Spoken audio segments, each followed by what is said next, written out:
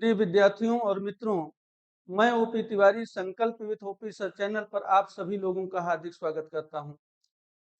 मित्रों, मैं आप सभी लोगों से वादा किया था कि चैप्टर वाइज क्लास आपको दूंगा मॉर्निंग में, और आज से पहला क्लास देने जा रहा हूं चैप्टर वाइज क्लास का। और यह क्लास रेगुलर रहेगा जब तक यह पूरी क्लास नहीं हो जाएगी, और पूरी तरह से फ्री क्लास आप लोगों के लिए होने जा रहा है। आप लोगों का कमेंट मैंने देखा कि आप लोगों की ये चाह है कि चैप्टर वाइज क्लास कब शुरू होगी सर। कई लोगों का मैसेज भी आया, फोन भी आया। मैंने कहा जरूर शुरू होगा, कल से शुरू होगा। तो आज वह दिन आ गया है, यह शुरू होने जा रहा है चैप्टर वाइज क्लास एकदम शुरुआत से। यह नंबर सिस्टम से बेसिक, सबसे पहले हम बेसिक से चलेंगे और अपर लेवल तक ले जाएंगे आप लोगों को। तो चलिए क्लास की शुरुआत करते हैं। देखिए, यह नंबर सिस्टम, सभी लोग ध्यान से देखें। नंबर सिस्टम, नंबर सिस्टम यानी संख्या पद्धति। संख्या पद्धति, तो संख्या पद्धति ध्यान से देखिएगा। 0 1 2 3 4 5 6 7 8 9 को अंक या डिजिट कहते हैं। को अंक या डिजिट कहते हैं। अंकों की कुल संख्या 10 होती है। देखिए, गिनिए, इसे गिनिए। 0 1 2 3 4 5 6 7 8 9 को जब आप गिनेंगे तो ये संख्या 10 होगी। 1 2 3 4 5 6 7 8 9 10। तो 0 को भी ले लेंगे तो 10 हो जाए। तो अंकों की कुल संख्या कितनी हुई? 10 होती है। सबसे छोटा अंक 0 होगा और इसमें सबसे बड़ा अंक 9 होता है। इन्हीं अंकों से संख्याएं बनती हैं, और संख्याएं अनंत होती हैं, इसकी कोई सीमा नहीं होती। और क्या कह रहा है? संख्याओं को लिखने का तरीका ही संख्या पद्धति कहलाता है। संख्याओं का जो हमारा लिखने का तरीका होता है वही संख्या पद्धति कहलाता है। ध्यान से देखिए, इसमें कुछ शब्द आए हुए हैं। कह रहा है कि अंकों की कुल संख्या 10 है, यानी अंक 10 होते हैं। यानी अंकों की अगर कुल संख्या पूछा जाए तो 10 होते हैं। लेकिन जब ध्यान से देखिएगा, जैसे मैं आपसे अगर कहूं कि 35, सभी लोग देखेंगे 35 क्या है? तो 35 एक संख्या है। 35 एक संख्या है। कितने अंकों की संख्या है? 2 अंकों की संख्या है। ध्यान से देखिए, 2 अंकों की बनी संख्या है। इसमें 3 और 5 जो अलग अलग है ये तो अंक है, लेकिन इससे जो बनी संख्या है ये संख्या है। लेकिन जब कभी पूछ लिया जाता है और ऐसा प्रश्न आया है तो बच्चे कंफ्यूज होते हैं। जैसे अगर मैं कहूं कि 7 क्या है? 7 क्या है? अंक है कि संख्या है कि दोनों है? नहीं, दोनों है। क्या है? ध्यान से देखिए, यह अंक है। पहली बात तो अंक है, डिजिट है। दूसरी बात, यह संख्या भी है। क्यों? क्योंकि एक अंक से बनी संख्या है। एक अंक से बनी संख्या है।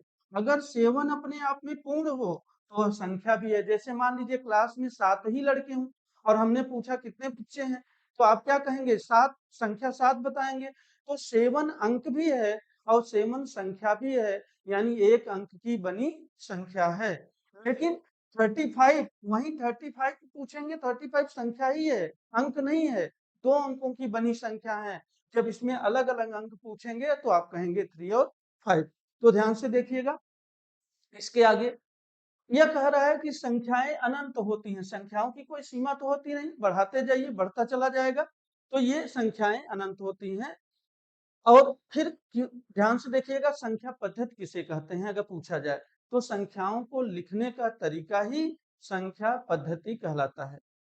अच्छा, किसी संख्या को लिखने के लिए कई प्रणाली या पद्धति प्रचलित हैं। कौन कौन सी है? ध्यान से देखिएगा। दशमिक प्रणाली यानी डेसिमल सिस्टम। डेसिमल सिस्टम को समझ लीजिए। डेसिमल सिस्टम में कुल 10 अंकों का प्रयोग होता है। कौन कौन सा? जो हम बोल रहे थे अभी, डेसिमल सिस्टम ही था। 0 1 2 3 4 5 6 7 8 और 9। डेसिमल सिस्टम में कुल 10 अंकों का प्रयोग होता है। इसीलिए इसका जो बेस होता है, इसका जो बेस होता है वह 10 होता है। इसका जो बेस होता है वह 10 होता है। तो ध्यान से देखिए, अब हम आगे चलते हैं। Roman system. रोमन सिस्टम क्या है? रोमन सिस्टम में आप अंक कैसे लिखते हैं? ध्यान से देखिए, फर्स्ट, सेकेंड, थर्ड, फोर्थ, ये जो हम लिखते हैं यह रोमन संख्या का अंक है। यह रोमन सिस्टम का लिखा हुआ अंक है। तो रोमन है क्या, ये समझिए। रोमन क्या है? रोमन एक लिपि है, लिपि। जैसे अपने यहाँ देवनागरी लिपि है। हिंदी का अगर हम पूछें कि लिपि कौन सा है तो कौन सा आप बताएंगे? देवनागरी लिपि। संस्कृत का लिपि कौन सा है? देवनागरी लिपि। उसी तरह अंग्रेजी इंग्लिश भाषा का जो लिपि है, वह लिपि कौन सी है? रोमन लिपि। और यानी यह जो अगर संख्या पूछा जाए कि ये संख्या क्या है, तो यह जो फर्स्ट सेकेंड थर्ड लिखा जा रहा है इस तरह से, यह रोमन लिपि यानी अंग्रेजी में लिखा जा रहा है। जबकि बहुत से लोग समझते हैं कि जो हम 1 2 3 4 जैसे हमने लिखा ना 1 2 3 4 5, यह लोग सोचते हैं ये अंग्रेजी का है। यह अंग्रेजी का बिल्कुल नहीं है। यह अंतरराष्ट्रीय अंक नाम दे दिया गया है, इंटरनेशनल डिजिट इसका नाम दे दिया गया है। वास्तव में पूछिए यह कि यह कहाँ से आया, तो यह देवनागरी लिपि से ही आया। देवनागरी लिपि का अंतःकरण हुआ क्या है? इसमें ध्यान से देखिए। अमेरिका में एक सभा हुई, बैठक हुई। वहां पे बड़े बड़े देशों को बुलाया गया जिनकी संख्या अधिक थी, और उनको उनकी मीटिंग हुई और यह तय किया गया कि इसमें देखते हैं कि अंतरराष्ट्रीय अंक को किसको रखा जाए, और एक वोटिंग हुआ। वोटिंग में सबसे ज्यादा जो वोटिंग हुआ वह भारत के अंकों का हुआ। 1 2 3, आप लोग जानते हैं देवनागरी लिपि का अंक है 4 5। तो यह वो 1 2 3 4 5 जो हुआ, यह ध्यान से देखिए। इसी को अब और सरल बनाने के लिए क्या किया गया कि 1 को 1 बना दिया गया, 2 को 2 बना दिया गया, 3 को यानी थोड़ा थोड़ा काट पीट दिया गया। देखिए 3 में ऐसे मुड़ा है ना, तो इसको हटा दिया गया। कहा गया कि वहां पे जो ऐसे घुमा हुआ है ना, यही लिखने में दिक्कत होगी, तो इसको और सरल बनाया जाए। तो और सरल बनाने के नाम पे इसको मुड़ा हुआ है, इसको हटा दिए, इसको हटा दिए, यहाँ से इसको हटा दिए, इसमें जो है इसमें एकदम अलग कर दिए, इस तरह से कर दिया गया। 5 को बदल दिया गया। यानी देवनागरी लिपि का ही अंतरराष्ट्रीयकरण किया कर दिया गया। हाँ, तो यहाँ पे इसे नाम दे दिया गया इंटरनेशनल डिजिट, अंतरराष्ट्रीय अंक। तो आप इसे अंग्रेजी का नहीं कह सकते हैं, इसे अंतरराष्ट्रीय अंक कहेंगे। अंग्रेजी का अंक जो है वो यही है। तो चलिए हम आगे चलते हैं और समझाते हैं आपको द्विआधारी प्रणाली। द्विआधारी यानी बाइनरी सिस्टम। अच्छा देखिए, बाइनरी सिस्टम क्या होता है? द्विआधारी, बाइनरी, बाई बाई का मतलब दो। तो यहाँ पे दो दो अंक होते हैं इसमें। इसको हम मिटा देते हैं, फिर आगे बढ़ते हैं। देखिए यहाँ पे जो होते हैं ये 2 अंक होते हैं। ये जो है 2 अंक होते हैं। सभी लोग देखें, बाइनरी में 2 अंक। अच्छा 2 अंक आपको रटने की जरूरत नहीं, आप सीधे समझिए। शुरुआत से जो 2 अंक यानी जो हमारा डेसिमल सिस्टम का अंक है, उसी में शुरू से 2 ले लीजिए, तो 0 और 1, ये 2 अंक। तो बाइनरी सिस्टम में आपके 2 अंकों का प्रयोग होता है, 0 और 1। और इसीलिए इसका जो बेस होता है वह क्या होता है? 2, आधार 2 होता है। हम आते हैं अष्ट आधारी पद। देखिए हम अभी इन सबको भी, इस पे सवाल भी बनाएंगे। क्या जरूरी है क्या नहीं आपको पढ़ना, ये भी बताएंगे। पहले हम थोड़ा थोड़ा आपको जानकारी दे दें कि ये होता क्या है। अष्ट आधारी प्रणाली यानी ऑक्टल सिस्टम। यानी ऑक्टल सिस्टम, देखिए नाम से ही पता चल रहा है, अष्ट आधारी ऑक्टल। इसमें कुल 8 संख्याएं होती हैं। और 8 संख्याएं कौन सी होती हैं? यानी हम शुरू से डेसिमल सिस्टम में शुरू से लीजिए, 0 से। तो देखिए 0 से लेंगे तो क्या हो जाएगा? 0 हो जाएगा, 1 हो जाएगा, 2 हो जाएगा, 3 4 5 6 7, ये 8 संख्याएं हो गई। तो ऑक्टल सिस्टम में कुल 8 संख्याएं होती हैं, 0 से लेकर 7 तक होती है। इतना आपको पता होना चाहिए, इससे ज्यादा आप में नहीं पूछेगा। चलिए हम देखते हैं खोडस आधारित प्रणाली। खोडस आधारित प्रणाली में क्या होता है? 16 अंक होता है, हेक्साडेसिमल सिस्टम। तो हेक्सा यानी 16, तो 16 अंक होते हैं। इसमें 16 अंक कौन कौन से होते हैं? तो चलिए हम देखते हैं। 0 होगा, 1 होगा, 2 होगा, 3 होगा, 4 होगा, 5 होगा, 6 होगा, 7 होगा, 8 होगा और 9। ये तो कुल 10 अंक हो गए। आपके ध्यान से देखिएगा, अगर हम इनको कहें तो ये कुल 10 अंक हो गए। और हम इसके आगे चलते हैं। देखिए इसके आगे ए हो जाएगा, बी हो जाएगा, सी हो जाएगा, डी हो जाएगा, ई हो जाएगा और एफ हो गया। और ये अब कुल 16 अंक हो गए। ये कुल कितने हो गए? 16 अंक हो गए। तो देखिए खोडस आधारित प्रणाली में यानी हेक्साडेसिमल सिस्टम में अगर हम पूछें कि कुल कितने अंक होते हैं, तो आप कहेंगे कुल 16 अंक होते हैं। ध्यान से फिर से एक बात देखिए, हम अगर कहें कि डेसिमल सिस्टम में कितने होते हैं, आप कहेंगे कुल 10 अंक होते हैं, 10 अंक, इसका आधार 10 होता है। हम कहें रोमन सिस्टम में कैसा अंक लिखा जाता है, तो फर्स्ट, सेकंड, थर्ड, फोर्थ ये लिखा जाता है। फर्स्ट, सेकंड, थर्ड ये रोमन अंक है। हम आपसे कहें कि द्विआधारी प्रणाली यानी बाइनरी सिस्टम में कितने अंक होते हैं, तो 2 अंक होते हैं, 0 और 1। हम आपसे कहें अष्ट आधारी प्रणाली में तो 8 अंक होते हैं और 0 से लेकर 7 तक, और षोडश आधारी प्रणाली में कुल 16 अंक होते हैं, 0 से लेकर 9 और ए से लेकर एफ तक। तो चलिए यहाँ तक की बात हो गई, हम इसके आगे चलते हैं और समझने का प्रयास करते हैं। अच्छा ध्यान से देखिएगा, इसके आगे हम चलते हैं। यहाँ पे देखिए, यह पद्धति भारत से अरब और अरब से विकसित होकर पूरे विश्व में पहुंची। यह पद्धति यानी कौन सी पद्धति, डेसिमल सिस्टम, जो हम 0, 1, 2, 3, 4, 5, 6, 7, 8, 9, इसको हम लिखते हैं। यह क्या है, यह तो डेसिमल सिस्टम, इसको मैंने कहा कि यह किस में लिखा गया है, यह डेसिमल सिस्टम के अंतर्गत आएगा। ये 10 संख्याएं।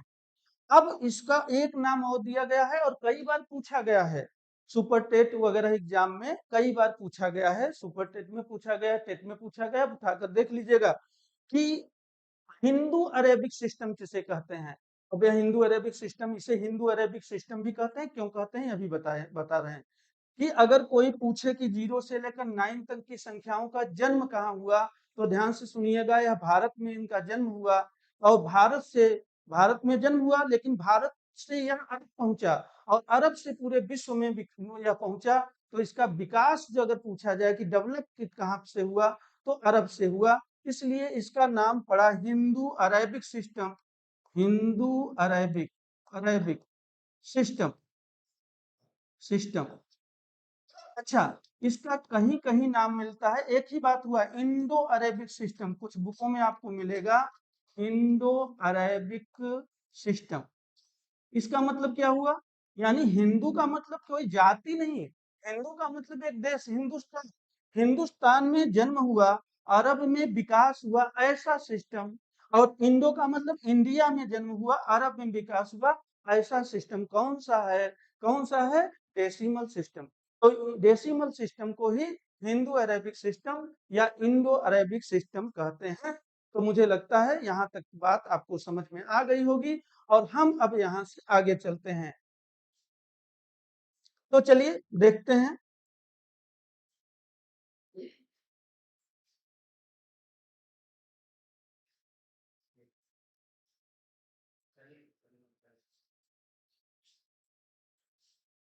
एक मिनट, चलिए अब यहाँ पे देखिए, अब यहाँ पे क्या होगा, कुछ क्वेश्चन अच्छा दे दिया गया है, हम इसको देख लेते हैं, है ना। यहाँ पे देखिए बहुत ही अच्छा क्वेश्चन हमने दे दिया है, बाइनरी में परिवर्तित, अभी आपने बाइनरी देखा, यहीं से क्वेश्चन पूछता है। ध्यान से देखिए, आपको मैंने जो अभी सिस्टम बताया 5 सिस्टम, उसमें 2 बहुत ही महत्वपूर्ण है, कौन कौन से, एक तो डेसिमल सिस्टम आपको पूरा पढ़ना है, मैं आपको विस्तृत रूप से पढ़ाऊंगा।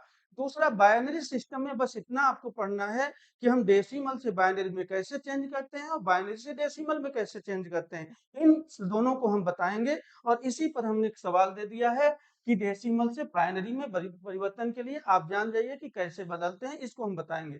देखिए क्या कर रहा है, निम्नलिखित संख्याओं को डेसिमल से बाइनरी में परिवर्तित कीजिए। अच्छा वो संख्या कौन कौन सी है, 25, 60, 78 और 285, यानी 25। देखिए सभी लोग 25 है, इसे मैं बाइनरी में चेंज करने जा रहा हूँ। तो बाइनरी में कुल 2 अंक होते हैं, आपको हमने बताया 0 और 1, तो 2 से भाग देंगे, 2 से भाग देंगे तो कितनी बार जाएगा, 12 बार, और शेष फल कितना बचेगा, 1। इधर वाले में मैं शेष लिख देता हूँ, शेष फल यानी रिमाइंडर, जो रिमाइंडर होगा इधर लिख देता हूँ। 12 बार जाएगा और एक शेष फल बचेगा, फिर 2 से भाग देंगे, कितनी बार गया, 6 बार, कितना शेष बचा, 0। फिर 2 से भाग देंगे, कितनी बार जाएगा, 3 बार, कितना शेष बचा, 0। फिर हम 2 से भाग देंगे, 1 बार जाएगा और शेष का फल कितना बचेगा, 1। क्या अब 2 से भाग जाएगा, नहीं जाएगा, और जब भाग जाना बंद हो जाए तो वहीं रुक जाइए और ध्यान से देखिए कैसे करते हैं, नीचे से चलेंगे ऊपर तक, ये इसको लेंगे, इसको 1 को लेंगे, लेकर लिखेंगे और इधर से लिखेंगे, इधर से मत गलती करके लिख दीजिएगा। यहाँ से पहले हम इस वाले अंक को लिखेंगे 1, फिर 1 लिखेंगे और फिर डबल 0 और फिर लिखेंगे 1, और यही आपका हो गया बाइनरी सिस्टम। बाइनरी सिस्टम का ये अंक हो गया। अच्छा, बाइनरी सिस्टम में हम लिखते कैसे हैं, जैसे डबल 1 लिख दिया, डबल 0 1, या तो हम आपको बताएं कि यह बाइनरी का अंक है तो आप समझ जाएंगे, इसे डेसिमल में परिवर्तित करके जान जाएंगे कौन सा अंक है, और या तो मैं ऐसे लिख दूं, इसका मतलब हुआ कि यह बाइनरी का है, यानी बेस 2 है, इसका बेस 2 है, यानी यह बाइनरी का अंक है। तो बाइनरी में 25 को कैसे लिखते हैं, इस तरह से। अब हम आगे चलते हैं, ध्यान से देखिए, अब हम 60 को लिखते हैं। अच्छा, आप लोग भी 60 को लिख लिए होंगे, बताइए 60 लिख के बताइए, 2 से भाग देंगे 30 बार जाएगा, इधर लिखते हैं शेष, रिमाइंडर, ध्यान से देखिए। अच्छा, 30 बार जाएगा तो शेषफल 0, 2 से भाग देंगे 15 बार जाएगा तो शेषफल यहाँ भी 0। अच्छा, फिर इसके बाद 2 से भाग देंगे तो कितनी बार जाएगा, 7, 7 बार, शेषफल 1, फिर 2 से भाग देंगे 3 बार जाएगा और शेषफल 1, फिर 2 से भाग देंगे 1 बार जाएगा, शेषफल 1। देखिए, आप कहेंगे बहुत ही आसान है, एकदम आसान है, कुछ नहीं है, बस जानना है। यहाँ से शुरुआत करिए लिखना, कितनी बार, 1 1 1, 4 बार 1 लिखना है, 4 बार मैंने 1 लिखा, और डबल 0।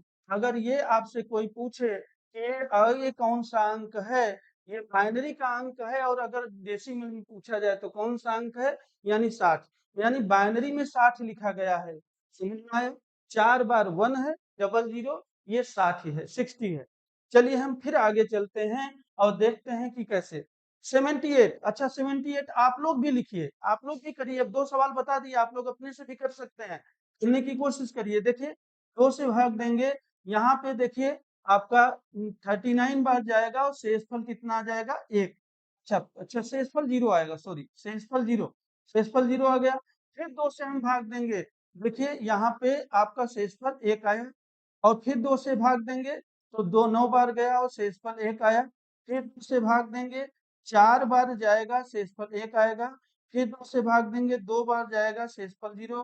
फिर 2 से भाग देंगे, 1 बार जाएगा, शेषफल 0। यानी जब तक भाग जाएगा तब तक देते रहेंगे, और यहाँ से लिखना हम शुरू करेंगे तो देखिए क्या होगा, 1 होगा, ये डबल 0 होगा, डबल 0 कर दिया, फिर ट्रिपल 0 होगा, ट्रिपल 3 बार 0 कर दिया, और फिर 0 कर दिया, ये आपका लिख दिया गया क्या, 78। यानी अब हमने क्या लिखा, 78 लिखा। तो चलिए ये भी आप समझ गए होंगे।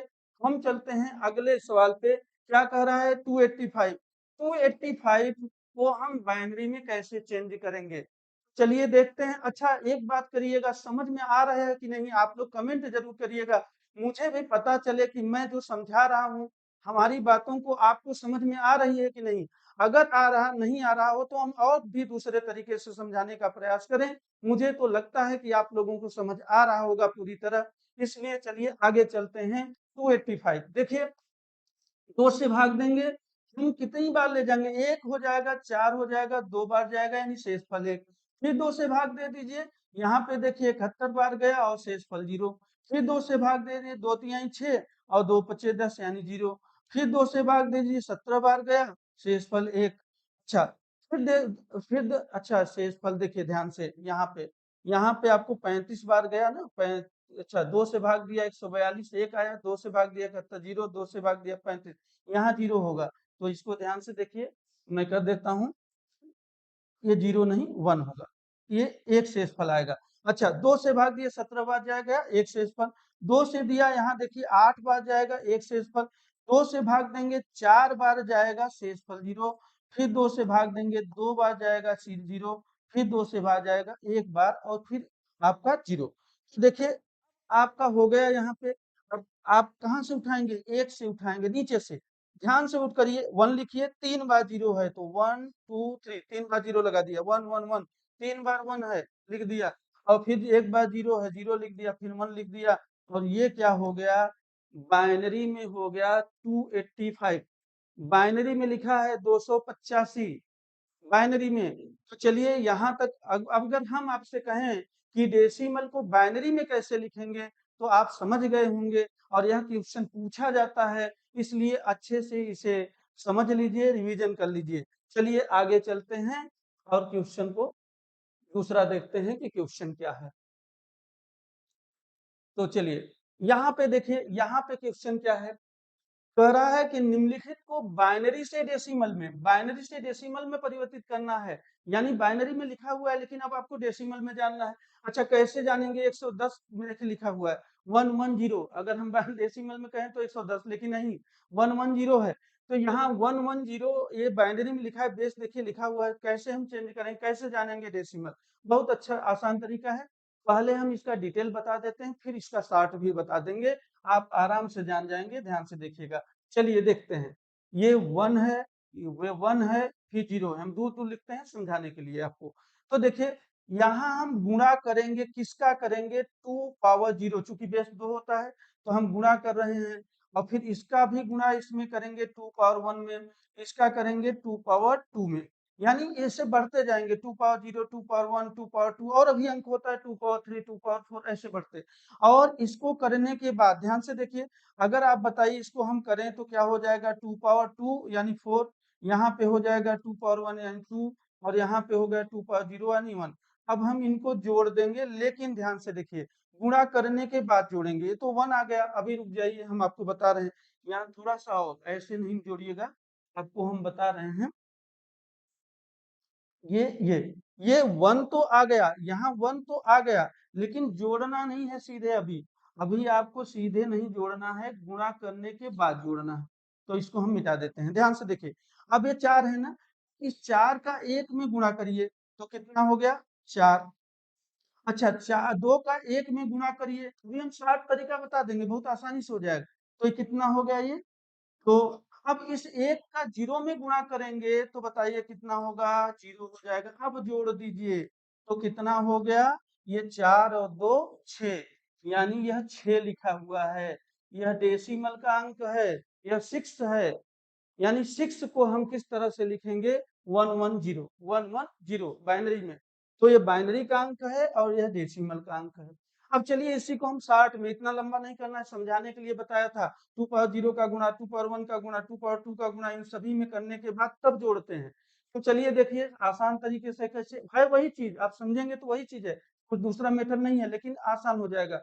110, आप करिए क्या ना, आप पहले वाले में दाएं से चलेंगे, पहले वाले में 1 का गुणा, दूसरे वाले में इसका दुगुना यानी 2 का गुणा, तीसरे वाले में इसका भी दुगुना यानी 2 का दुगुना कितना? 4, गुणा कर देते हैं, और गुणा करने के बाद इसको जोड़ देते हैं। आप मुझे बताइए, अगर इसमें 4 1 का गुणा होगा तो 4 आ जाएगा, इसमें 2 का गुणा तो 2 आ जाएगा, इसमें 1 का गुणा होगा 0 में तो 0 हो जाएगा, और 4 2 6, और आंसर आ गया 6।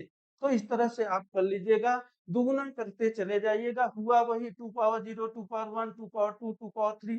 तो ये इस तरह से सवाल लग गया। हम आगे सवाल को देखते हैं दूसरे नंबर का। अच्छा कह क्या रहा है?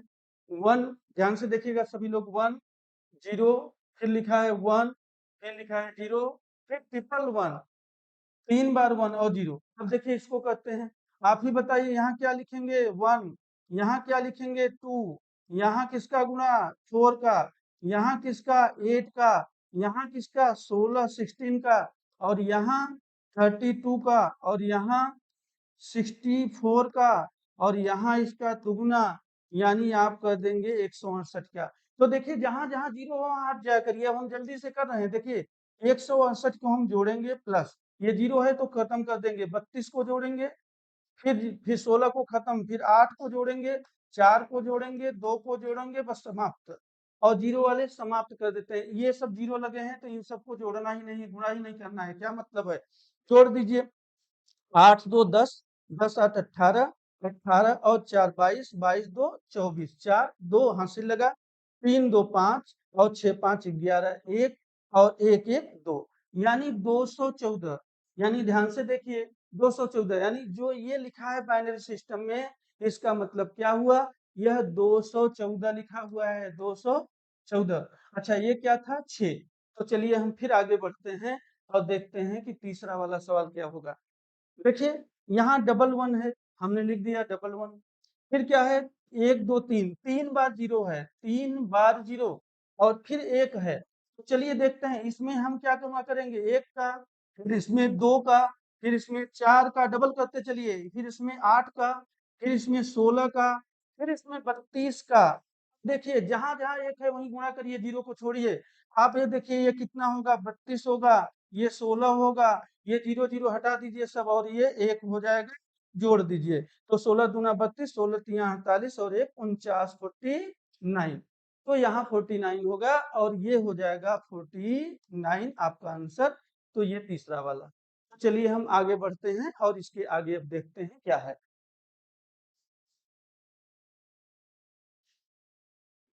हाँ, यहाँ पे देखिए अब इसके आगे किसी संख्या, अच्छा कुछ यहाँ पे नोट दिया गया है तो इसको देख लीजिएगा ध्यान से, थोड़ा सा समझ लीजिए।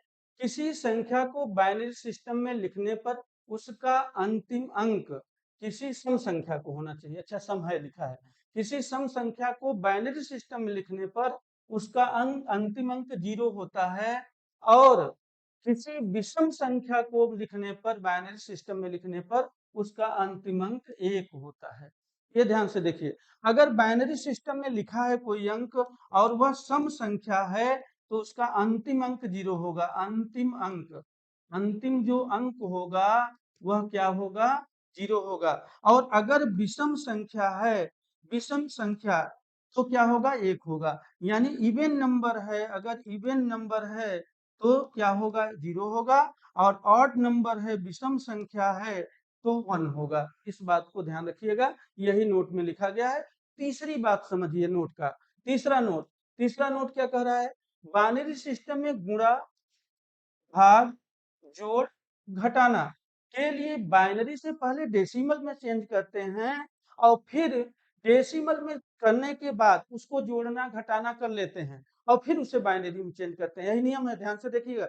बाइनरी को अगर जोड़ना घटाना गुणा करना भाग करना आ जाए तो आप पहले बाइनरी से डेसिमल में चेंज कर दीजिए, और डेसिमल में आ गया तो जोड़ घटाना गुणा भाग कर लेंगे, और करने के बाद पुनः उसे डेसिमल जो भी उत्तर आए उसे डेसिमल अरे बाइनरी सिस्टम में चेंज करके बता दीजिए। जैसे एक एग्जांपल मैंने दिया है करने के लिए, जिससे आप समझ जाए, बहुत ही आसान है तो इसमें हम समय नहीं लेंगे, इसलिए एक एग्जांपल लिया हूं आपको बताने के लिए। देखिए क्वेश्चन क्या है, करा है 11001 और 101 से भाग करना है, बाइनरी में लिखा है। देखिए तो नीचे लिखा हुआ है बेस में, इसका मतलब है बाइनरी का अंक है। तो पहले तो हम इसको चेंज करेंगे डेसिमल में, इसको हम डेसिमल में चेंज कर देते हैं, डेसिमल में, और फिर इसे भी डेसिमल में हम चेंज करेंगे, डेसिमल में हम इसे चेंज करेंगे और डेसिमल में देखेंगे क्या होगा। तो चलिए देखते हैं, 11001 लिखते हैं और बाइनरी में चेंज कर, डेसिमल में चेंज करते हैं। तो हमने क्या कहा था, इसमें गुणा करेंगे 1 का, इसमें गुणा करेंगे 2 का, इसमें 4 का,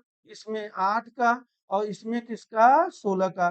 तो लिख देंगे 16 प्लस 8, और ये दोनों को हटा दिया, प्लस 1 कर लिया, तो 16 और 8 यानी 24 और 1 25 हो गया। तो देखिए इसके क्या हो गया, 25। अब चलिए इसको देखते हैं 101, 101 आप देख लीजिए क्या होगा। तो यहाँ चेंज करेंगे तो इसमें गुणा 1 का, इसमें 2 का, और इसमें 4 का। तो देखिए 4 को जोड़ेंगे, 2 वाला तो छोड़ देंगे, 0 है, इसको 1 को तो 5 हो गया, यानी ये हो गया 5। तो आप ही बताइए अगर 25 अपान 5 करना हो तो क्या हो जाएगा, 5, यानी आंसर 5 आ गया। 5 को बाइनरी में चेंज कर लीजिए, फिर आंसर दे दीजिए। अभी आपने चेंज किया था लेकिन हम फिर कर देंगे। 5 को देखिए क्या होगा, 2 दूना 4 यानी शेषफल 1, 2 का 1 बाद जाएगा और शेषफल 0, यहाँ से उठाएंगे हम, यानी 101, यानी यही आपका आंसर हो गया। ये बाइनरी में, यानी हम लिख लेंगे 101 बेस 2, यानी ये हो गया आपका आंसर। तो समझ में आ गया होगा, मुझे लग रहा है कि आप सभी लोगों को समझ में आ रहा होगा। आप जरूर कमेंट करिएगा, कमेंट करेंगे देखिए तो मेरा भी जो है ये होगा कि मैं कैसे पढ़ा रहा हूँ, आपको समझ में आ रहा है कि नहीं, मेहनत मेरा सफल है कि नहीं, तो मुझे अच्छा लगता है, थोड़ा सा अच्छा लगेगा। तो आप लोग देखिए कमेंट जरूर करके बताइएगा कि आपको समझ में आ रहा है कि नहीं। आगे हम चलते हैं और देखते हैं कि क्या होगा अगला। ध्यान से देखिए, किसी से, अच्छा ये तो वही, एक मिनट,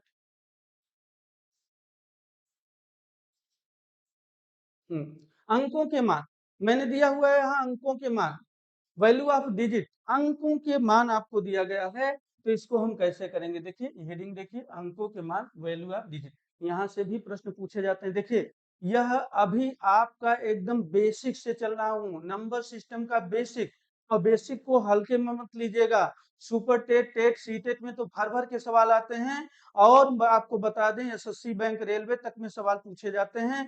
तो ऐसा मत समझने की भूल करिएगा कि यह बेसिक है तो यहाँ से सवाल नहीं आएगा। और अगर आपको मैथ वास्तव में मजबूत करना है तो बेसिक को आप छोड़कर नहीं जा सकते हैं। और मैं आपको बता दूं, ये बेसिक केवल उन विद्यार्थियों के लिए नहीं कि जो कंपटीशन की तैयारी करते हैं, मैं तो कह रहा हूं कि वे सभी लोग जो कभी तैयारी कुछ नहीं करते हैं, एक सामान्य लोग हैं, उनको भी इन बेसिक चीजों की का पता होना चाहिए।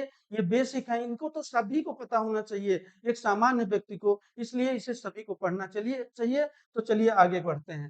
देखिए यहाँ क्या है, किसी संख्या में प्रयुक्त अंकों के कुल 2 मान होते हैं। कौन कौन से मान? वास्तविक मान और स्थानीय मान। वास्तविक मान, वैल्यू की बात की गई है, ध्यान से देखिए, प्रकार नहीं है, टाइप्स नहीं, वैल्यू, मान। तो यहाँ पे कह रहा है वास्तविक मान और स्थानीय मान। चलते हैं पहला और देखते हैं क्या होगा।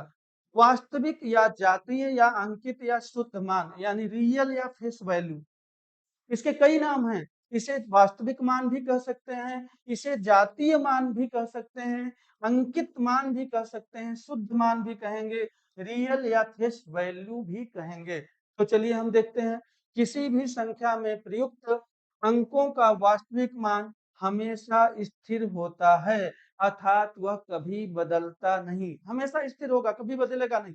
जैसे, अच्छा चलिए देख लेते हैं। जैसे मान लीजिए 235 लिखा, 235 में अगर 2 का स्थानीय मान कोई पूछे तो 2 होगा, 3 का स्थानीय मान कोई पूछे तो 3, सॉरी, वास्तविक मान 3 होगा, 5 का वास्तविक मान कोई पूछे तो 5 होगा। फिर से एक बार करते हैं, 235 में 2 का वास्तविक मान कोई पूछे तो 2, 3 का वास्तविक मान 3, 5 का वास्तविक मान 5 होगा, बदला नहीं। जैसे मैं आपको कहूं 343, चलिए देखिए, इस 3 का मान भी 3 होगा और इस 3 का वास्तविक मान भी 3 होगा। यानी देखिए, स्थान चेंज है, यह इकाई पर है, यूनिट डिजिट पर, और यह सैकड़े पर है, लेकिन तब भी दोनों का वास्तविक मान 3 ही है। तो आप समझ गए होंगे कि वास्तविक मान या जातीय मान क्या होता है। तो चलिए हम आगे चलते हैं और स्थानीय मान को देखते हैं। तो स्थानीय मान क्या? स्थानीय मान के लिए देखिए, कह रहा है प्लेस वैल्यू। स्थानीय मान को प्लेस वैल्यू या लोकल वैल्यू कहते हैं। किसी भी संख्या में प्रयुक्त अंकों का वह मान जो उसके स्थान विशेष के कारण होता है, स्थान विशेष के कारण होता है, अर्थात इसका मान स्थान बदलने पर बदल जाता है। स्थान जब चेंज होगा तो इसका मान भी चेंज हो जाएगा। तो यह कहलाता है स्थानीय मान या प्लेस वैल्यू या लोकल वैल्यू। तो देखिए, इसमें जैसे हम अगर आपसे कहें कि 3, 4, 5, 3, 8 में, देखिएगा, अगर इस 3 का मैं पूछूं कि क्या होगा स्थानीय मान, स्थानीय मान, तो 3 लिखेंगे और इसके अंक आगे जितने अंक हैं उतने जीरो लगा दीजिए। यानी 1, 2, 3, 1, 2, 3, 4, 4 जीरो लगा देंगे, यानी 30,000। यानी इसका स्थानीय मान हो गया 30,000। जबकि इस 3 का स्थानीय मान, इस 3 का स्थानीय मान 3 लिखिए, एक जीरो आगे लगाइए तो हो गया 30। यानी अगर यही जातीय मान पूछता तो इसका भी 3 होता और इसका भी 3 होता, लेकिन स्थानीय मान आप देखिए प्लेस वैल्यू में, आप इसका 30,000 हो गया, इसका 30। इस 8 का अगर स्थानीय मान पूछे तो ये क्या हो जाएगा 8, लेकिन इस 5 का स्थानीय मान पूछे तो 500। तो हमें लगता है कि यह भी आप समझ गए होंगे। बहुत छोटी चीजें हैं, लेकिन आप जब मैथ की शुरुआत करते हैं, एकदम जीरो लेवल से करते हैं, तो इसको पढ़ना अनिवार्य है। यानी और हम आपको जीरो लेवल से लेकर चल रहे हैं, तो ये आपको पढ़ना अनिवार्य है। तो चलिए आगे हम देखते हैं कि क्या होगा।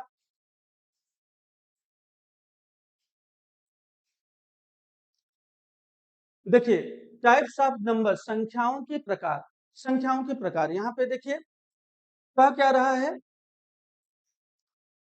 इसको हम ले आके यहाँ रख देते हैं। चलिए, ये सम संख्याएं, इवन नंबर्स की बात कर रहा है, कह रहा है इवन नंबर्स, सभी लोग देखें, इवन नंबर, सम संख्याएं, इवन नंबर्स, वे सभी प्राकृतिक संख्याएं जो 2 से पूर्णतः विभाजित हो जाएं, सम संख्याएं कहलाती हैं। ध्यान से देखिए, वे सभी प्राकृतिक संख्याएं जो 2 से पूर्णतः विभाजित हो जाएं, सम संख्याएं कहलाती हैं। जैसे जैसे 2, 4, 6, 8। 2 4 6 8 ध्यान से देखिएगा 2 4 6 8 ठीक ये सब ये होगा ये सभी सम संख्याएं ये सभी प्राकृतिक संख्याएं जो 2 से पूर्णतः विभाजित हो जाए सम संख्याएं कहलाती। हम आगे चलेंगे और देखेंगे 5वें नंबर पे क्या होगा विषम संख्याएं विषम संख्या अच्छा 1 मिनट ये तो सम संख्या विषम संख्या अभी तो हम नंबर सिस्टम प्राकृतिक संख्या वहां पे गए ही नहीं। ध्यान से देखिए एक पेज ही दूसरा खुल गया इसलिए हो गया और हम शुरुआत से नहीं ध्यान नहीं दिया हमने भी और यहाँ पे चले कोई बात नहीं हम चलिए शुरू कर देते हैं टाइप्स ऑफ नंबर देखिए एक आगे पेज बढ़ गया था तभी हम भी सोचने लगे कि ये कहाँ से आ गया टाइप्स ऑफ नंबर हम संख्याओं के प्रकार आपको पढ़ाने जा रहे हैं संख्याओं के प्रकार हम शुरू से पढ़ा रहे हैं आपको पढ़ाएंगे तो हम चलते हैं देखते हैं कि ये संख्याओं के प्रकार में सबसे जो पहला होगा वो प्राकृतिक संख्या यानी नेचुरल नंबर होगा प्राकृतिक संख्या यानी नेचुरल नंबर अच्छा चलिए प्राकृतिक संख्या किसे कहते हैं यानी जिस संख्या से गणना या गिनती करने का कार्य किया जाए ध्यान से देखिएगा जिस संख्या से गणना या गिनती करने का कार्य किया जाए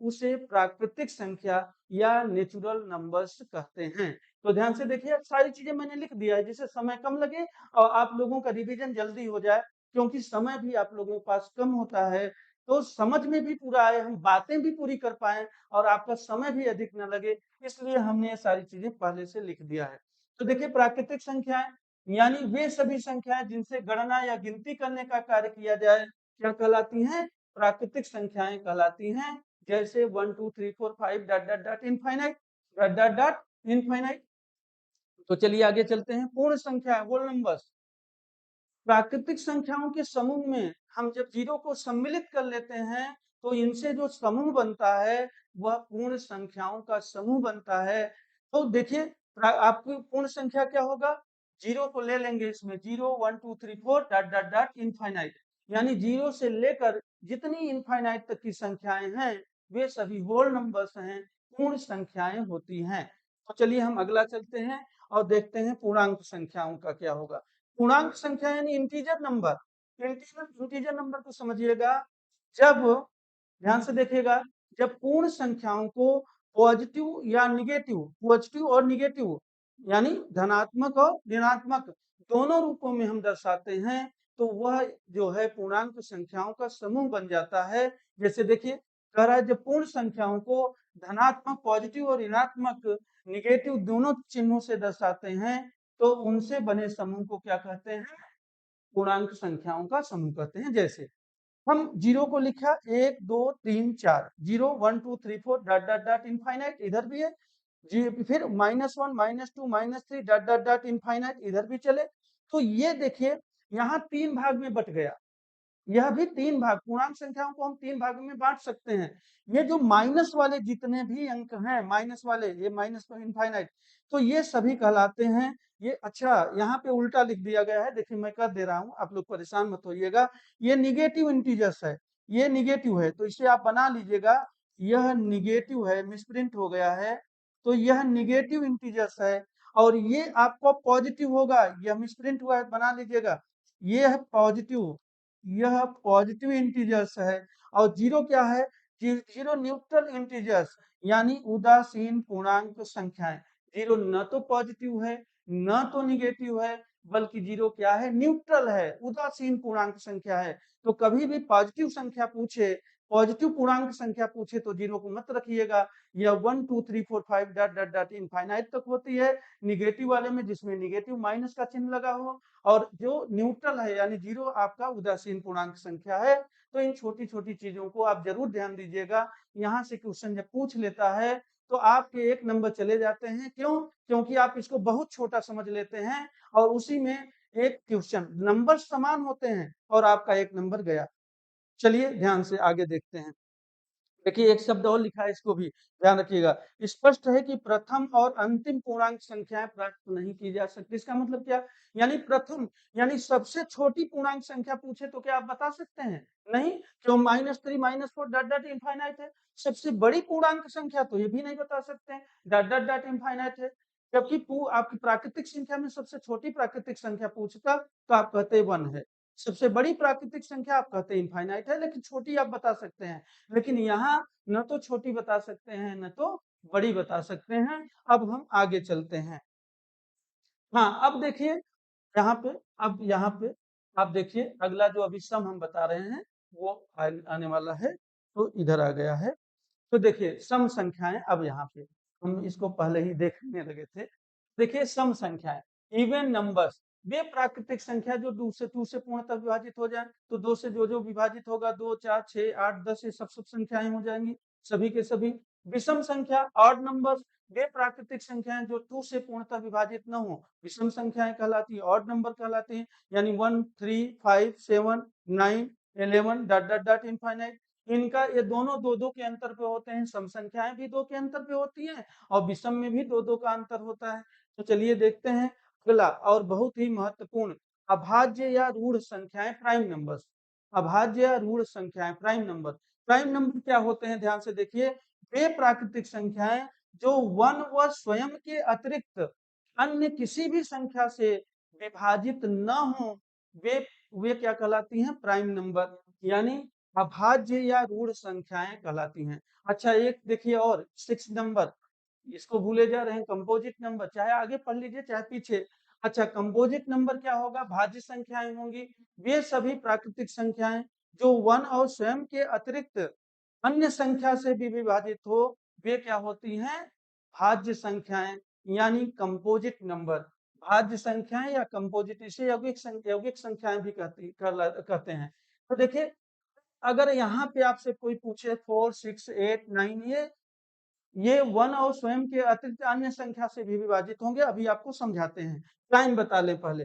प्राइम नंबर देखिए जो 1 और स्वयं के अतिरिक्त किसी भी अन्य संख्या से विभाजित न हो, जैसे जैसे आपका देखिए 2, 3, 5, 7, 11, 30।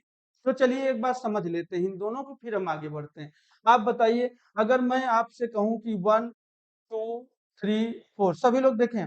अच्छा मैं आपको कहूं कि 1 के कितने फैक्टर होंगे और कौन कौन होंगे, तो आप कहेंगे यह केवल 1 फैक्टर होगा, यानी यह केवल 1 से कैंसिल होगा। हम आपसे कहेंगे 2 किससे कैंसिल होगा, तो आप कहेंगे 1 से होगा और 2 से होगा। हम कहेंगे अच्छा 3 बताइए, तो आप कहेंगे 1 और 3 से। हम कहेंगे अच्छा 4 बताइए, तो आप कहेंगे 1, 2 और 4। ये देखिए वास्तव में ये 3 संख्याओं से विभाजित हो रहा है, यानी 2 से अधिक फैक्टर हैं इसके, किसके, 4 के 2 से अधिक फैक्टर हैं। इसलिए जो 4 है यह सबसे, ध्यान से देखिए यहाँ से क्वेश्चन पूछा जाता है, सबसे छोटी भाज्य संख्या है। भाज्य यानी कंपोजिट नंबर, कंपोजिट नंबर है सबसे छोटी। एक प्रश्न यहां से बन गया। अब देखिए सबसे छोटा 2 फैक्टर किसके हैं, 2 के, यानी केवल 2 फैक्टर, जिसके केवल 2 फैक्टर होते हैं वह भाज्य संख्याएं कहलाती हैं। केवल 2 फैक्टर, केवल 2 फैक्टर, सॉरी अभाज्य संख्या, सॉरी भाज्य अभाज्य संख्याएं कहलाती हैं, केवल 2 फैक्टर। तो देखिए यहाँ पे क्या हो जाएगा, अभाज्य यानी प्राइम नंबर। प्राइम नंबर सबसे छोटी, सबसे छोटी। अच्छा अब बात देखिए यहाँ 2 प्रश्न बन गए। सबसे छोटी अभाज्य संख्या 2, सबसे छोटी भाज्य संख्या 4। अब आता है बात 1 पर। 1 न तो 2 से 2 फैक्टर इसके हैं नहीं, तो 2 से अधिक होने की बात ही नहीं हुई। तो जब 2 भी फैक्टर नहीं है तो यह केवल 1 से विभाजित होगा। यह न तो भाज्य है, न तो भाज्य है और न ही अभाज्य। तो मुझे लगता है बात समझ में आ गई होगी। यहाँ से 3 प्रश्न, सबसे छोटी भाज्य संख्या, सबसे छोटी अभाज्य संख्या और संख्या 1 न तो भाज्य है न भाज्य। एक प्रश्न और, संख्या 2, 2 एकमात्र ऐसी संख्या है जो सम होते हुए भी अभाज्य है, यानी सम अभाज्य संख्या केवल 1 है और ये वो क्या है, संख्या 2, केवल एक ही संख्या है 2। तो देखिए यहाँ पे मैंने इस बात को लिख दिया है जहां जहां से जैसे प्रश्न आते हैं, जिससे आपका कोई प्रश्न जाने न पाए। पूरा प्रयास किया हूं कि मैं सारी बातों को लिख भी दूं, जिससे आपको, अच्छा एक बात और है, आप अगर चाहेंगे आप कमेंट करके बताइएगा, तो इसको मैं कहीं पे टेलीग्राम या व्हाट्सएप कोई ग्रुप बना करके मैं इसको, आप लोग ज्वाइन हो जाएंगे तो इन सभी को भेज भी दूंगा। आपको इसका स्क्रीनशॉट जो पढ़ा रहा हूँ, मान लीजिए जब ट्यूशन लगवाने लगेंगे तो उन सभी ट्यूशनों का जिसका लगवाऊंगा इसका स्क्रीनशॉट भी भेज दिया करूंगा, जो नोट्स होगा। और इन नोट्स को जो मैंने लिखा है, आपको स्क्रीनशॉट लेने में अगर दिक्कत होती हो या आप पढ़ाई करिए, ढंग से करिए, एक एक चीजों को देखिए, 2-3 बार देखिए। अगर आप चाहेंगे तो मैं इसको टेलीग्राम पे भेज भी दूंगा, आप करके बताइएगा तो मैं कोशिश करूंगा कि कोई ग्रुप बनाने का, उसमें भेजने का। जैसी आपकी आवश्यकता हो बताइएगा। चलिए, ध्यान रखिएगा, संख्या एक केवल एक संख्या स्वयं से विभाजित होती है, इसलिए एक न तो भाज्य है और न ही अभाज्य, वही जो अभी बता बोला हूँ वही लिखा हूँ। संख्या दो, दो एकमात्र ऐसी संख्या है जब सम होते हुए भी अभाज्य है, यानी सम अभाज्य संख्या यह दो है। तो चलिए हम आगे चलते हैं, इसको देखते हैं कि क्या होगा। चलिए, यहाँ पे देखिए नोट, यहाँ पे नोट, अभाज्य संख्या की जांच में अभाज्य संख्या से प्रश्न पूछे जाते हैं, तो इसलिए मैंने आपको कुछ चीजें लिखवाया है, कुछ क्वेश्चन भी देंगे, क्योंकि अभाज्य संख्या जिससे जब प्रश्न आए तो जाने न पाए, आप कैसे करेंगे इसका प्रयास है। अच्छा, एक बात और आपको भी बता दें कि ये जो पढ़ा रहे हैं बीच बीच में एक दो क्वेश्चन एग्जाम्पल के लिए बताता जा रहा हूँ, लेकिन जब यह नंबर सिस्टम पूरा समाप्त होगा तो मैं सारे क्वेश्चन, मतलब अलग अलग, जैसे सुपर टेट में, टेट में, सी टेट में ये जो भी प्रश्न आए हुए हैं, उन सभी प्रश्नों को प्लस अलग जो भी आयोग हैं वहां पे भी जो क्वेश्चन पूछे जाते हैं, उन सभी को इन चैप्टर से कौन कौन से क्वेश्चन बन सकते हैं और बने हुए हैं अभी तक, उनका एक समूह में एक रख करके पूरा मैं टाइप करा करके आप लोगों को उसी ग्रुप पर डलवा दूंगा, जिस ग्रुप पर आप ज्वाइन करना चाहेंगे, चाहे व्हाट्सएप हो चाहे टेलीग्राम, सब के सब आप करवा देंगे, तो उससे बाहर एक भी क्वेश्चन जाएगा नहीं, अगर उतना आप कर लेंगे तो। चलिए हम आगे चलते हैं। देखिए, किसी भी अभाज्य संख्या का इकाई अंक 0, 5 और कोई सम संख्या कभी भी नहीं हो सकता। यानी ये क्या कह रहा है, यानी ये एक किसी भी अभाज्य संख्या का इकाई अंक, अभाज्य संख्या इकाई अंक न तो 0 हो सकता है, न 5, न सम। यानी एक अंक का मत समझिएगा, संख्याएं एक से अधिक अंक, एक से अधिक अंकों की जब संख्या होगी, यानी जैसे 25, तो 25 क्या है, भाज्य है। तो अगर 25 है तो 5 से निश्चित कैंसिल होगा, जहां भी इकाई अंक पर 5 लगा होगा, आप बताइए, अगर एक से अधिक अंकों की संख्या है 5 तो अभाज्य होगा, पता है, केवल 5। लेकिन अगर 2 अंक की, 3 अंक की, 4 अंक की, 5 अंक की, यानी जितनी भी कोई किसी भी दो एक से अधिक अंकों की संख्या बनी हो और लास्ट में 5 लगा दे, तो वह संख्या 5 से विभाजित हो जाएगी, इसलिए वह अभाज्य संख्या हो तो नहीं होगी, वो भाज्य संख्या बन जाएगी। अब देखिए, अगर 0 लिखा हो संख्याओं के अंत में, तब भी वह विभाजित हो जाएगा।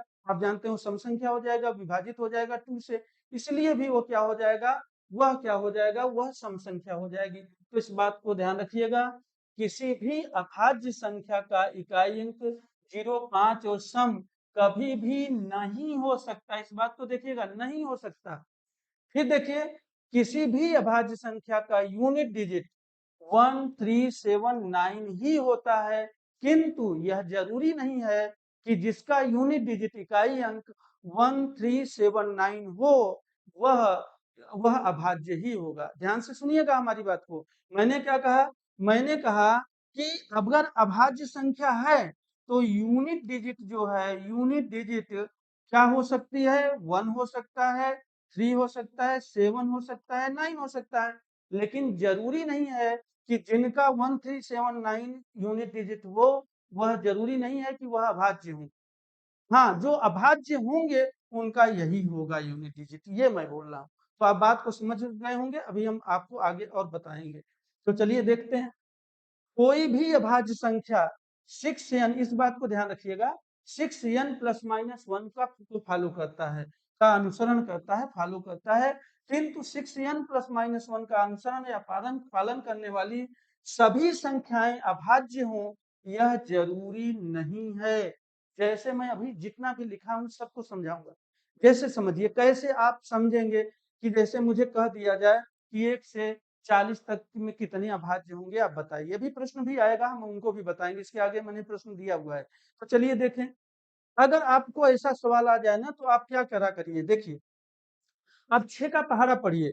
देखिए, 6 का पहाड़ा अगर हमने पढ़ा तो 6, 6 दूना 12, 6 त्रिक 18, 6 चौके 24, 6 पंजे 30। देखिए, हम यहीं तक बताते हैं, फिर आगे कर लीजिएगा समझाने के लिए आपको।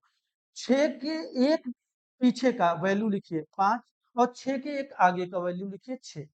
फिर 12 के एक से कम यानी 11, 12 से एक अधिक यानी 13, 18 से एक कम यानी 17, 18 से एक अधिक यानी 19, 24 से एक कम यानी 23 और 24 से एक अधिक यानी 25, 30 से एक कम यानी 29, 29 और 30 से एक ज्यादा यानी अधिक 31।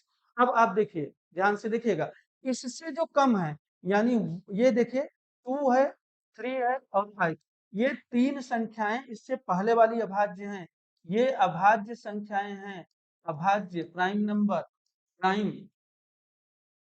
ये प्राइम है। इसके अलावा 6 से अगर हम शुरुआत करें तो आप गिन लेंगे, ध्यान से देखिएगा, 6 के पहले 5 है, तो अब हम चेक करेंगे, मैंने क्या बताया, जो भी अभाज्य संख्याएं हैं वो 6n प्लस माइनस 1 को फॉलो करेंगी, लेकिन जो संख्या 6n प्लस माइनस 1 का फॉलो करे वह जरूरी नहीं है कि अभाज्य जरूरी हो। तो देखिए कैसे, क्या आप चेक करिए, आप यहाँ पे देखिए 7 लिखेंगे, ये एक ज्यादा मैंने कहा है तो मैंने ध्यान नहीं दिया होगा, तो ये 7। तो चलिए अब आप बताइए, यहाँ पे चेंज कर लेता हूं, आप देखिए ये 5 मैं चेक करूंगा क्या अभाज्य है, बिल्कुल है, ये 7 है, 11 है, 13 भी अभाज्य है। अच्छा, इनको क्या करें, आपको इसके आगे देखिए फिर एक ढंग से समझा रहे हैं, वो चला गया, 6, 12, 18, 24 और 13, मैं मिटाने वाला था केवल एक, वो दबा दिया तो उसको पूरा का पूरा डिलीट हो गया, कोई बात नहीं, हम फिर से लिख लेते हैं। चलिए 5, 7, 11, चलिए जल्दी से लिख देता हूँ, 13, ये 17, 19, 23, 25 और 29 और 31। हाँ, चलिए अब देखते हैं कि ये क्या होगा, ध्यान से देखिएगा सभी लोग, यहाँ कौन नहीं होगा हम उसी पे निशान लगवाएंगे, 5 होगा, 7 होगा, 11 होगा, 13 होगा, 17 होगा, 19 होगा, 23 होगा, लेकिन 25 नहीं होगा, हमने चिन्ह लगा लिया। फिर देखिए 29 होगा, 31 होगा, यानी यहाँ से लेकर यहाँ तक अगर मैं पूछता कि अच्छा बताइए, एक से लेकर, अगर हमारा प्रश्न होता है एक से लेकर 30 तक कुल कितनी अभाज्य संख्याएं हैं 30 तक, तो आप गिन लेते, यानी इसके पहले तो मैंने आपको बताया ना कौन कौन सी होंगी, 2 होगा, 3 होगा, 5 होगा, और अच्छा 5 तो यहाँ पे है ही, 2 और 3 होगा इसके पहले, तो आप देख लीजिए 2 और 3, यहाँ 5 चूंकि है तो 5 पहले से है, तो 2 और 3, ये दो संख्या, बाकी गिन लीजिए, देखिए 1 2 3 4 5 6 7 8 9, 9 और दो संख्याएं यानी 9 प्लस 2 बराबर 11, यानी 11 भाज्य संख्याएं होंगी। तो आप इससे आसान, देखिए ट्रिक और भी हैं, जब बहुत ज्यादा ट्रिक आपको नहीं बता रहे हैं, 22 44 इन सब चीजों का यूज नहीं कर रहे हैं, आप भूल जाते हैं, तो यहाँ से आप लेके चल दीजिएगा, ये आप कर लेंगे। चलिए हम क्वेश्चन के माध्यम से समझाते हैं, आप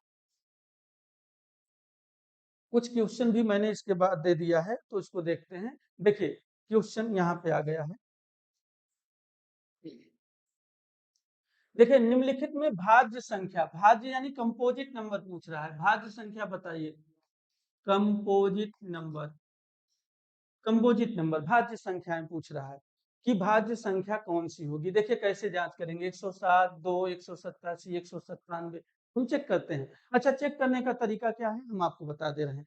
देखिए जब हम 107 करेंगे तो हम देखेंगे कि इससे बड़ी, यानी जैसे 10 का स्क्वायर करेंगे तो 100 होगा, 11 का स्क्वायर करेंगे तो 11 का स्क्वायर क्या होगा, 121, यानी अगर हम कहें तो 11 का स्क्वायर, यानी 11 के स्क्वायर को अगर हम ये कहें कि यह छोटा है 11 के स्क्वायर से, ये जो है छोटा है किससे, 11 के स्क्वायर से, तो 11 से के तक जितनी संख्याएं इस 11 के पहले वाली हैं क्या अभाज्य संख्याएं, उनसे हम चेक कर लेंगे कि यह कैंसिल होगा कि नहीं। देखिए कौन कौन सी, 2, 3, 5, 7 और बस 7 से, तो देखते हैं इसमें से किसी से अगर कैंसिल हो रहा है तो भाज्य है, और कैंसिल नहीं हो रहा है तो अभाज्य है। देखिए 2 से हो जाएगा कि नहीं, 2 से तो नहीं होगा। देखिए अगर हम 107/2 लिखें तो यह कैंसिल नहीं होगा, फिर हम 107 में अगर 3 का भाग दें भी कैंसिल नहीं होगा, क्योंकि 3 त्रिका 9, 3 अंदर नहीं होगा। फिर देखिए अगर हम 107 में 5 से भाग दें भी कैंसिल नहीं होगा, 107 में हम 7 से भाग दें तो देखिए 7 एकम 7, यहाँ पे 3 आया और 7 पचे 35, फिर भी नहीं हो जाए होगा, नहीं होगा, फिर भी कैंसिल, यानी यह अभाज्य संख्या होगी, ये प्राइम नंबर होगा। ये क्या होगा? Prime number. तो ये प्राइम नंबर होगा। हमसे पूछा क्या है? Composite number. ध्यान से चलिए आगे देखते हैं सभी लोग। फिर देखिए 2, 2 तो आप जान ही रहे हैं क्या है? ये तो प्राइम है ही। ये तो क्या है? ये प्राइम है, प्राइम नंबर, अभाज्य संख्या। तो चलिए देखते हैं 187। अच्छा 187 को चेंज करते हैं। तो 187 किससे छोटा है? किसके स्क्वायर से? तो देखिए अगर हम कहें तो यहाँ 12 का 11 ग्रहियम 121 और 12 बरियम 113, 14, 14 से नहीं 15 से, 15 के स्क्वायर से 225, क्योंकि 14 का स्क्वायर 196 होगा, तो उससे ये बड़ा है, छोटा होना चाहिए, तो 15 के स्क्वायर से छोटा है। हम 15 के नीचे जितनी भी अभाज्य संख्या हैं, 15 के नीचे की अभाज्य संख्या कौन कौन सी है? ध्यान से देखिए, 2 है, 3 है और आपका 5 है, 7 है, 11 है, अच्छा 13। इन सभी में चेक करके देखेंगे कि 187 किससे चेंज होगा। अच्छा हम 187 में 2 का भाग देखें तो नहीं चेंज होगा। 187 में 3 का भाग दें तो देखिए एक तरीका आप और जानते हैं 3 से भाग देने का, हम आपको बताएंगे जब हम सरलीकरण आपको पढ़ाएंगे, तो वहां हम आपको बताएंगे कि कैसे आप मतलब किससे जानेंगे कि कैसे विभाजित, 2 से विभाजित होने का नियम, 3 से, 4 से, 5 से, 6 से, अभी हम सवाल में बताते चल रहे हैं। तो 3 से विभाजित होने का नियम क्या है? अगर इन तीनों को जोड़े अंकों को और ये 3 से विभाजित हो जाए तो पूरी संख्या 3 से विभाजित हो जाएगी। तो 7 1 8 गुना 16 यानी विभाजित नहीं होगा। यानी अब 187 में देखिए ये लिखकर समझा इसलिए रहे हैं कि आपको समझा रहा हूं, नहीं तो देखते ही आप बता देंगे 5 से नहीं विभाजित नहीं होगा। अच्छा 187 देखिए 7 से विभाजित होगा नहीं, 7 एकम 7, 7 पचे नहीं होगा, ये भी नहीं होगा। अच्छा 187 11 से विभाजित होगा कि नहीं? 11 एकम 11 यानी 7 आएगा, बिल्कुल हो जाएगा। यह 11 से विभाजित हो रहा है क्या? 187। यही आपका क्या है? Composite number. यानी ये सवाल का आंसर आपको मिल गया यहीं पर। अब आप यहीं पे आंसर दे देंगे, आगे क्यों बढ़ेंगे? लेकिन आपको अभी हम बता देंगे, 197 को भी दिखा देंगे, लेकिन आपका आंसर आ गया क्या? 187 भाज्य संख्या होगी, ये आपका आंसर, क्योंकि यह 11 से विभाजित हो जा रही है। अच्छा चलिए हम देखते हैं 197, 197 की अगर हम बात करें तो यह किसके स्क्वायर से छोटा है? यानी हम अगर बात करें तो देखिए 10 11 12 यानी 13, 14 के स्क्वायर से 196 नहीं, यहाँ पे ठीक 15 का स्क्वायर हम ले लेते हैं, 197 है ना, ठीक 225 हो जाएगा। 14 का स्क्वायर 196 होगा, तो हम 15 के स्क्वायर से छोटा है, इसको ले लेंगे। अच्छा यहाँ भी हम देख लेंगे यह किससे स्क्वायर विभाजित होता है, आप बताइए। अगर हम ये करें कि 2 3 5 7 11 13, सभी से देखें 197 2 से नहीं होगा, 3 से 9 10 17 नहीं होगा, 5 से तो होना ही नहीं है, 7 से 7 गुना 14 नहीं होगा, यहाँ से भी 11 से 11 कम 11 8 आएगा, नहीं होगा, 13 से 13 एकम 13 ये भी नहीं होगा, यानी यह किसी से नहीं होगा। तो यह आपका अभाज्य संख्या है, यानी आपका आंसर है गए 187। ये अभाज्य है, अभाज्य। और पूछा क्या है? भाज्य, तो भाज्य ये है। तो ध्यान से देखिएगा। चलिए ये प्रश्न हो गया, फिर दूसरे प्रश्न पे चलते हैं। आप लोग समझ रहे होंगे अच्छी तरह, मुझे लग रहा है समझ रहे होंगे। अगर न समझ रहे हो तब भी कमेंट करिएगा, समझ रहे हो तब भी कमेंट करिएगा। मेरा पूरा प्रयास है कि आपको अधिक से अधिक हम समझा पाए। तो चलिए हम आगे चलते हैं। 1 से 50 तक की कुल कितनी अभाज्य संख्या यानी प्राइम नंबर है? Prime number, prime number. तो देखिए 1 से 50 तक। अच्छा हमने अभी आपको बताया कि कैसे गिनेंगे, देखिए हम गिनते हैं। हम क्या करेंगे, 6 से जो 5 से छोटी संख्याएं हैं वो 2 और 3 है, अभी आपको पता है 2 और 3। हम करते हैं, देखिए 6 का पारा, 6 6 दूना 12, 6 त्रिक 18, 24 30 36 42 6 अठे 48, 6 6 9 54। चलिए हम यहाँ तक लिख देते हैं, तो देखते हैं इसके बाद। 6 से एक कम की संख्या लिख लीजिए 5, 6 से एक से अधिक 7, 12 से एक कम छोटी संख्या 11, 12 से बड़ी 13, 18 से छोटी 17, 18 से अधिक 19, 24 से छोटी संख्या 23, 24 से बड़ी संख्या 25, 30 से छोटी संख्या 29, 30 से बड़ी संख्या 31, 36 से छोटी संख्या 35, 36 से बड़ी संख्या 37, 42 से छोटी संख्या 41, 42 से बड़ी संख्या 43, 48 से छोटी संख्या 47, 47 से बड़ी संख्या 49 और इससे छोटी संख्या 53 और इससे बड़ी संख्या 55। तो मुझे यहीं तक लेना है, चूंकि 50 तक का कहा है तो इसे मुझे 54 का कोई मतलब ही नहीं है, तो मैं यहीं तक देखूंगा। चलिए मैं आपको देखता हूं कि ये कौन सा होगा। देखिए 5 तो होगा, अब आज चेक कर लेता हूं, क्योंकि सभी संख्याएं जो है नहीं होंगी, मैं आपको बता दिया। 5, 7, 11, 13, 17, 19, 23, 25, एक तो ये हो नहीं होगा, ये भाज्य संख्या हो जाएगी। 29, 31, 35, 35 भी नहीं होगा, 5 और 7 से कैंसिल होगा, मैंने बताया है। 31, 41, 43, 47 यानी 49, 49 भी। तो गिन लीजिए। देखिए इसमें अगर हम गिने तो 1, 2, 3, 4, 5, 6, 7, 8, 9, 10, 11, 12, 13, 13 इधर और 2 इधर, 14, 15 यानी 15 संख्याएं दिया है कहीं विकल्प में, बिल्कुल 15 संख्याएं होंगी। 1 से 50 तक कुल कितनी अभाज्य संख्याएं होंगी, तो 15। ऐसे आप गिनेंगे तो आप गलती कर सकते हैं, कोई चीज भूल सकते हैं, लेकिन अगर इस तरह से आपने देख लिया तो भूलेंगे बिल्कुल नहीं। आप तुरंत चेक कर लीजिए कौन, क्योंकि जो भी होगा वह या तो 1 से कम होगा, 1 के पहाड़ा में यानी 6 के पहाड़ा में या तो 1 कम होगा या तो 1 अधिक होगा। और लेकिन सभी हो या जरूरी नहीं, तो कौन कौन से नहीं होंगे उनको आप चेक कर लीजिए और उनको कैंसिल कर दीजिए। चलिए धन्यवाद, आगे बढ़ते हैं हम प्रश्नों पर। तो चलिए देखते हैं, निम्नलिखित में भाज्य संख्या बताइए। हम इसके आगे देखते हैं कि क्या होगा।